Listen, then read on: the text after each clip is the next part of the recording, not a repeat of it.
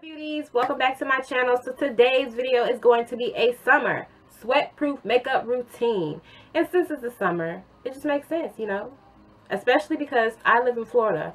And if you live in Florida, like I suspect some of you do, you know, you step out of the door and your makeup is already like sweating off. So if you want to see how to keep your makeup on for 6 to 8 hours, you heard me, 6 to 8 hours, keep tuned to this video and I'll show you guys how to do that.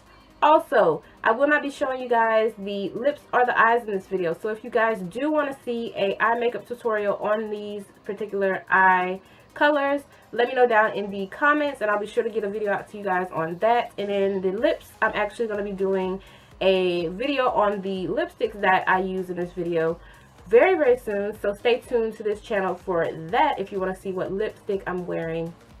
And then I'll leave all the information on the makeup that I'm going to use in this video, particularly the face makeup, down in the description box. So if you want to know, you know, if you don't catch the names or what I'm using in the video, you can always click on the description box and it'll show you exactly what I use. And don't forget to comment, rate, or subscribe this video. Please subscribe. And I'll see you guys in my next video. Bye, guys. Alright, so the first thing you're going to use is a primer. I'm using the Bare Minerals Prime Time Oil Control Primer. This is going to help with your oil. It's going to help keep your makeup smooth and go on smooth. So, yes, you need a primer. So the next thing we want to work on is our foundation. I'm going to be using the Black Radiance foundation. It's a oil-free foundation, and I'm using 2 different shades to get my perfect color match. And I'm just going to apply this with a stippling brush to apply it at first, and then I'm going to go in with a beauty blender.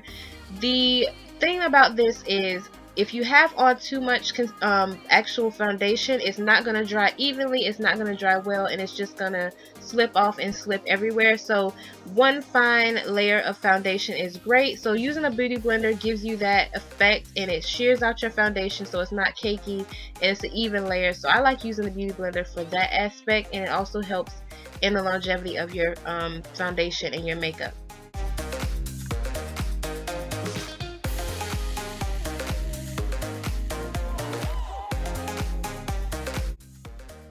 The next step I'm going to go into is the concealer. Some people like doing it after their powder or before their powder. I'm using the Pro-longwear concealer and the Fit Me concealer together at first. And I'm just going to put this on the parts that I want to highlight. I don't have too many blemishes, so I don't really place concealer on those, but I do like to highlight. So you're just going to place that down, and then the biggest thing that I have to say is to use a finishing spray on your brushes. This is going to lock that concealer down, and it's going to prevent creasing. It's going to prevent oil from coming through a lot faster, and it's just going to press that concealer into your face and lock it down.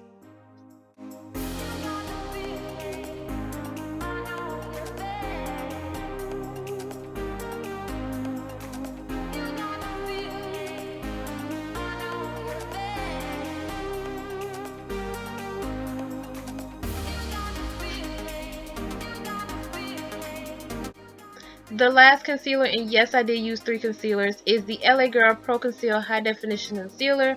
I'm using this one because it is a little bit thicker and it is a little bit darker.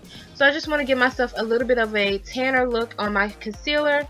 And I also want to use the thickness of this one to kind of help with my creasing.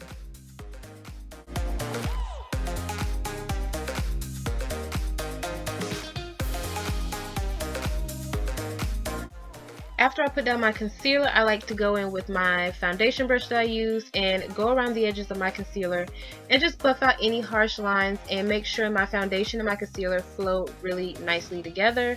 So I'm just going to buff that out.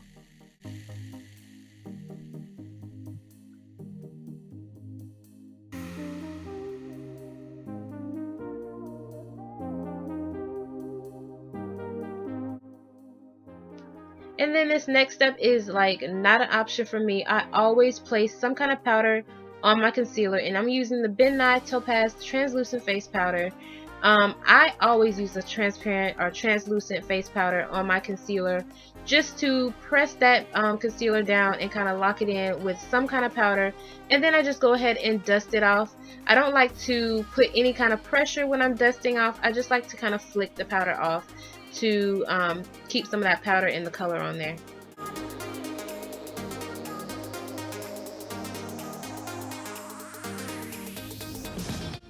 I also like to use a powder on the rest of my face, and this one is also a midnight powder. It's in Chestnut. It's a little bit darker than Topaz, and I also like to press this into my skin because I feel like when you kind of just dust it over your skin, you're not letting it do its full potential.